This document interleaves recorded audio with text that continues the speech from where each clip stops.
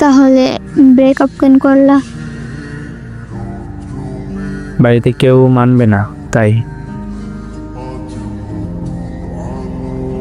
তাহলে রিলেশন করলা কেন? আমাকে ভালোবাসলা কেন? স্বপ্ন কেন দেখালা?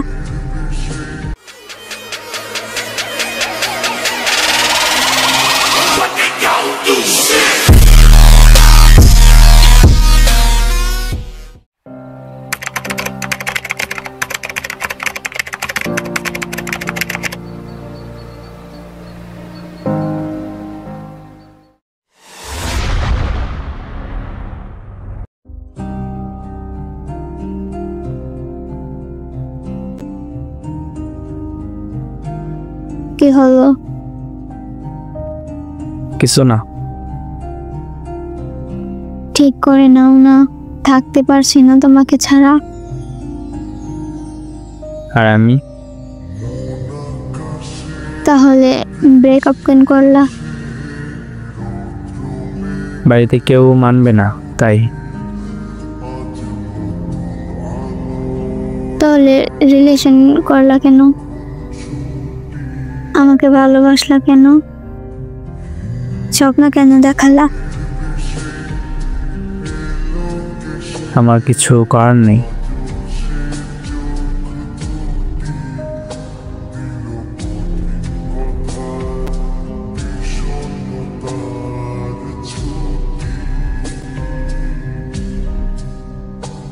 হ্যালো, বলো। আমি তোমার সাথে রিলেশনটা ঠিক করে নিচ্ছি। সত্যি?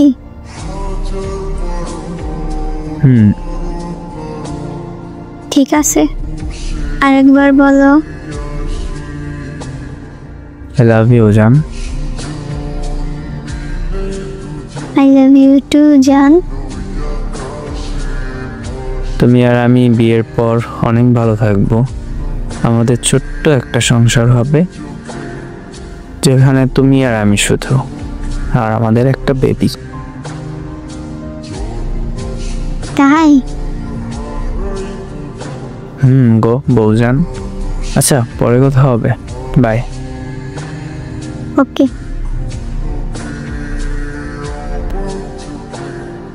আমাদের ভালোভাবে কথা হয়, কিন্তু আমার সঙ্গে যখন তার ব্রেকআপ হয়েছিল তখন তার একটা মেয়ে বেস্ট ফ্রেন্ড হয়, আর আমাকে সে কিছু বলে নাই।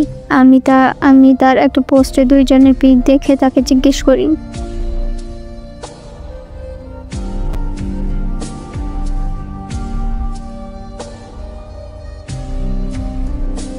তোমার পোস্টে মেয়েটাকে?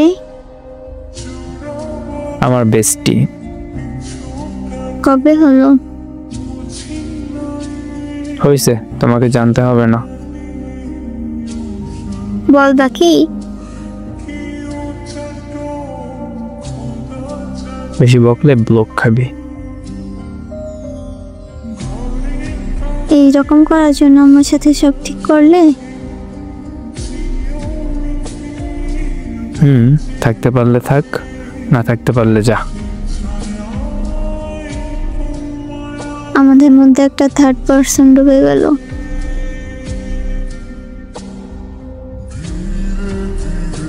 থার্ড পার্সন না, তুই তোর জায়গায় আর ও ওর জায়গায় আছে। তোর প্রবলেম হলে তুই যেতে পারিস। তোমাকে অনেক ভালোবাসি। আমিও।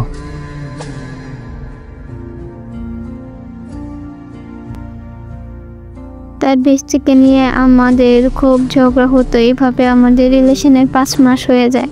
তারপর একদিন হঠাৎ সে আমাকে মেসেজ দেয়,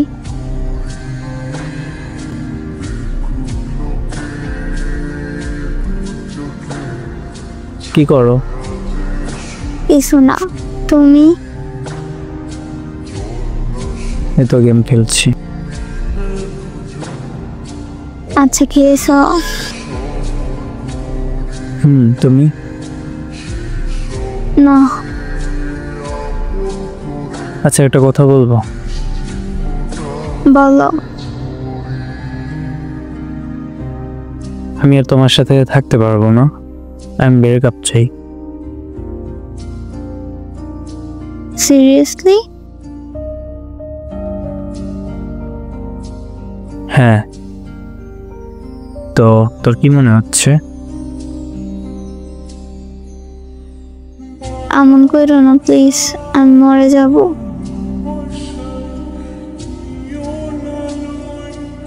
হ্যাঁ, তো মরে যা, খালি তো বলিস, মরিস তো না। এইভাবে বলতে পারলেই। হ্যাঁ, পারলাম। আমাকে ছেড়ে যেও না প্লিজ। তো আমার বাড়ির লোক পছন্দ করে না, তাই আমি তোকে বিয়ে করতে পারবো না। তুমি তো বলেছিলে আমি যেমনই হই, আমি শুধু তোমার। এটা এমনি বলছিলাম তোকে, আর তোকে তো আমার ভালো লাগে না, তো আমার বাড়ির লোক তোকে কেমনে পছন্দ করবে? তাহলে আমাকে স্বপ্ন দেখালা কেন? তোর সাথে জাস্ট টাইম পাস ছিল, তোর থেকে ভালো মেয়ে আমার পিছনে ঘুরে দেখতে চাস তুই?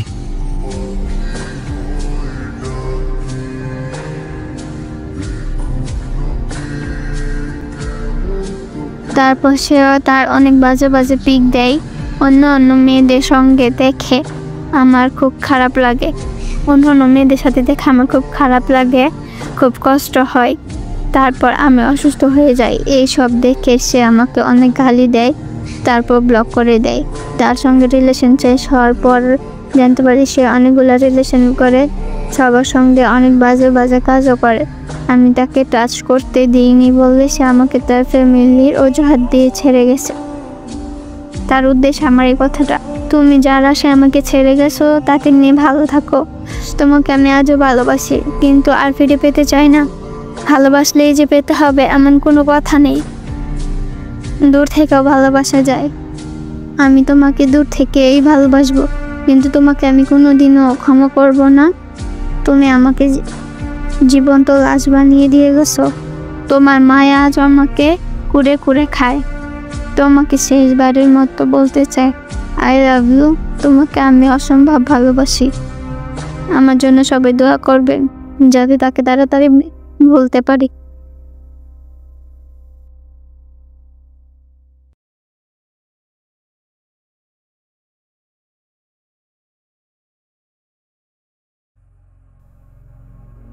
আসসালামু আলাইকুম।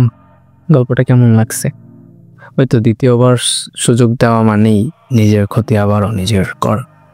আর এমন একটা সম্পর্ক, মানে এমন জিনিস লাইফে যদি আসে, যারা ভালোবাসেন সে অনেক মানুষে আসক্ত, তাহলে সত্যি অনেক খারাপ লাগে বা অনেক কষ্ট লাগে, যেটা বইলা বোঝানোর মতো না, কিন্তু ব্যাপারটা একটু বেশি হার্ট আর কি। যাই হোক, আপনার জন্য দোয়া রইল, নিজেরে খুব তাড়াতাড়ি নিজেরে শুধরাইয়া নিতে পারবেন, দোয়া করি। এই জায়গায় দ্বিতীয়বার সুযোগ দেওয়াটা আপনার সবচেয়ে বড় ভুল ছিল। দ্বিতীয়বার সুযোগ না দিলে তাহলে হয়তো বা ভালো থাকতে পারতেন, এরকম এত বড় একটা বাদে সত্যির মুখোমুখি হওয়া হইতো না। যাই হোক, আপনাদের কাছে কীরকম লাগছে এই গল্পটা জানাইবেন। আর মানুষ, মানে আগেও বলছি অনেকবার, এবারও বলি, মানুষকে দ্বিতীয়বার সুযোগ দিবেন না। যারা রিলেশনে অলরেডি আছেন, কেউ যদি আপনাদেরকে ঠকায়, তাহলে দ্বিতীয়বার সুযোগ দেওয়ার কোনো মানে নেই। কষ্ট হোক যাই হোক, নিজের ঠিক করে নেন। কষ্ট হইতেছে, পারতেছেন না, তার কাছে আবার মন যাইতে চাইতেছে, কিন্তু যাইয়েন না, গেলে আবারও ঠকবেন, আর চাইতে আরও খারাপভাবে। তো সময় থাকতে নিজেরা বুঝান। জানি বোঝানোর এতটা সোজা না, অনেক কঠিন, তারপরও বুঝাইতে পারলে আপনার লাভ।